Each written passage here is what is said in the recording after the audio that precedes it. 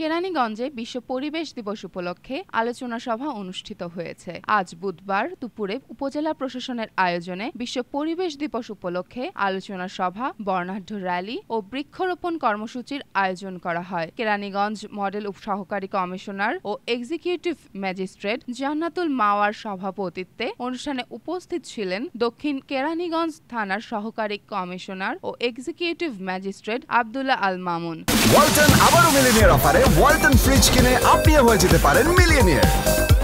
Millionaire ছড়াছড়ি দেশ জুড়ে, এটা শুধু ওয়ালটনই পারে।